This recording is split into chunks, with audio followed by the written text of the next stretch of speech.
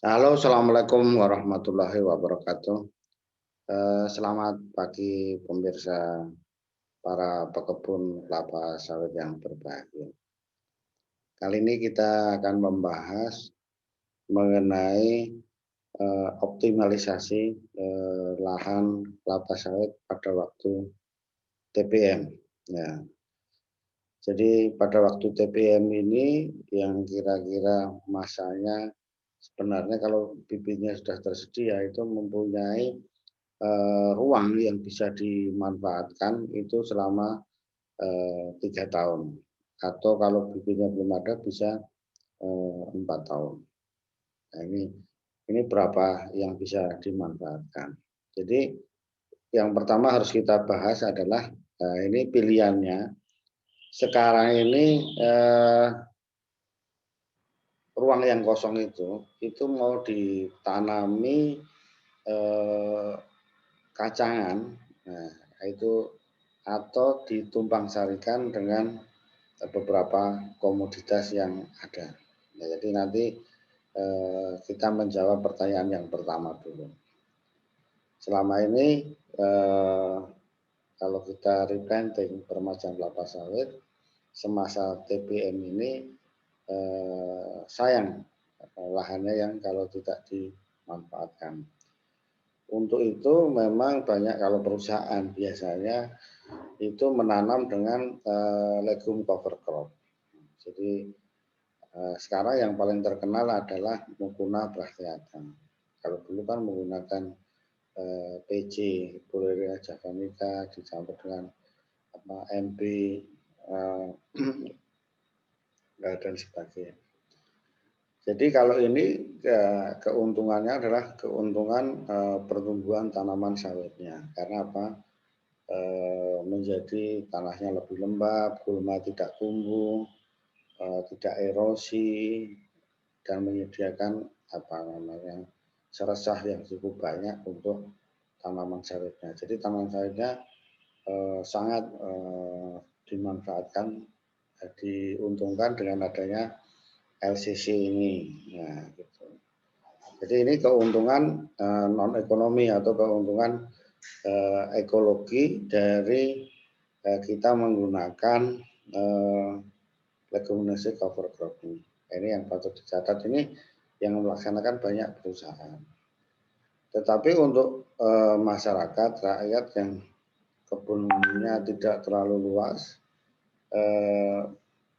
penggunaan level LCC ini, kacangan ini bisa diganti dengan yang lebih menguntungkannya secara ekonomi, yaitu ditanam ditumpang sarikan.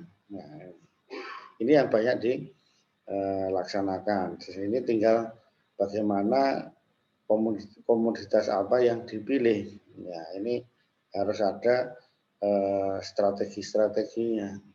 Ya. Jadi kita bicara dulu ruang yang bisa dimanfaatkan itu berapa. Kalau tahun pertama itu dapat dikatakan sebelum ada bibit, tapi kalau sudah ada bibit kira-kira 100% sampai 80%. Nah, kemudian selanjutnya tahun kedua itu 50%, karena tajuknya sudah mulai memanjang dari kelapa sawitnya. Kemudian tahun ketiga kira-kira ruang yang masih dimanfaatkan 20-an%. Jadi ini cukup banyak. Nah, jadi kalau di Indonesia itu 16,38 juta hektar, tiap tahun itu ada program PSR replanting, yaitu ya luasnya cukup banyak. Jadi setahun misalnya ada 200 ribu hektar, itulah yang tiap tahun ya itu dimanfaatkan. Ya, berarti berapa luas yang bisa ini PSR untuk rakyat, ini bisa dimanfaatkan untuk itu tadi kebutuhan-kebutuhan yang lain, contohnya pemenuhan pangan untuk ketahanan pangan. Nah, ini bisa dicermati begitu. Tadi kita bahas sekarang komoditas apa, tanaman apa yang untuk tumpang sari cocok ini tergantung pada beberapa faktornya. Satu, itu berdasarkan pasar yang ada di daerah tersebut. Ada yang mau nanam di daerah A tidak laku, yang cocok B. Jadi ini ada pilihannya. Tetapi yang umum pun ada. Umum misalnya jagung di mana-mana lumayan bisa ditanam. Jadi faktor pangsa pasar di daerah tersebut. Ada yang nanam ubi kayu di daerah tersebut, tapi ya di situ nggak ada ya laku ya juga nggak bisa. Jadi pangsa pasar. Nah di daerah nanti dipilih kan bisa itu. Nah, kemudian yang kedua adalah faktor kemudahan teknis budidaya. Ada yang sulit, ada yang rumit, nah gitu. Misalnya kedelai lebih rumit. Nah, kemudian kalau nanam ubi lebih mudah, Kemudian ditanam sorghum misalnya, lebih mudah juga perawatannya.